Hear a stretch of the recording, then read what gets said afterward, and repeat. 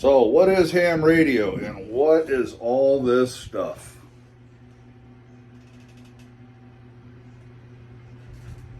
Well, let's talk about it. Let me flip this around and let's talk about what ham radio is and what ham radio is not. All right, see you in a minute. All right, guys, welcome back. So, what is ham radio? First, let's talk about what ham radio is not. So, this will be the second video that I've done for this channel, which will, well, I hope there'll be a lot more, okay?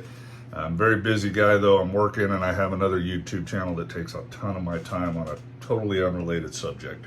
But anyways, just like the first video, I'm going to come out swinging, and I'm about to ruffle a bunch of feathers, because I'm going to tell you what ham radio is not before I tell you what it actually is. Ham radio is not a viable means for preppers, okay? You can't go out and buy one of these little Baofengs and think you're ready to communicate with the world when the Russians, Chinese, or whoever you think is going to attack shuts down all our electricity and ham radio is going to be communication. It is not. Many reasons for that. This won't get you very far. All of this will, but this takes a lot of knowledge. You got to learn stuff. You need a license. I mean, if you were going to just prep for it, be a prepper, I guess you wouldn't need a license. But you have to learn how to antennas, put all this together. It's just not something you just go down to, well, Radio Shack ain't there anymore, but just stuff you order offline and wing it. It's not that simple. And this takes electricity, okay? So, I mean, I guess you could have some batteries, but when those batteries go dead, then what, all right? I mean, yeah, maybe some people have some solar to charge up batteries. There's going to be arguments and answers to all that stuff, but in reality, no. The world is never going to call on ham radio operators if we go to zombie apocalypse or whatever you think is going to happen. It's just not going to happen. Never has and never will. I mean, there's been a few incidences that ham radio operators love to hang their hat on and say, hey, we were there during Katrina or whatever, and they provided a little bit of limited communications, but very limited.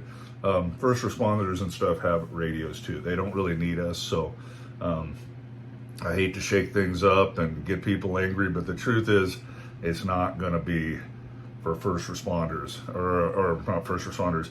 They're not going to call on the ham radio community to save us should the grid go down, okay? Do you guys think that is cool? Hey, man, think what you want to think. I don't see it. And where would you go?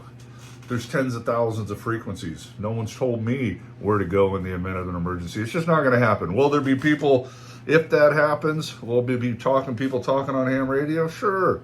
Probably not me. I'm going to have bigger fish to fry, but I just want to get that out of the way. So if you're tuning into these videos or this video for that aspect of it, you want to be a prepper, hey, whatever, go buy you a little Baofeng and you can talk to your buddy about a mile away.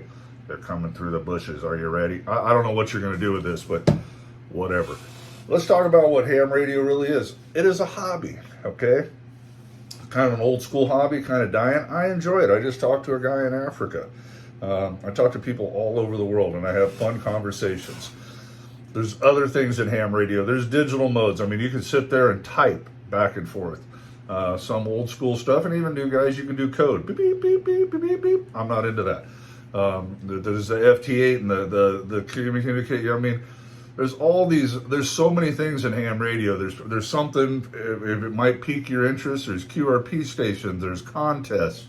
There is parks on the air, guys that go out and set up in parks, guys that go to the mountaintops and talk up there.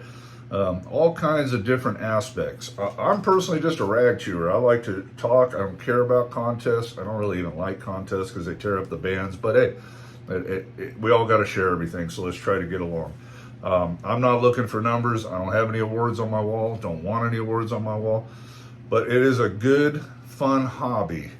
So know that getting into it. So I just wanted to make this video real quick to tell you what ham radio kind of is and what it kind of is not. In my next videos, we're just going to start going through. I mean, we're going to talk about how to get started, what it costs.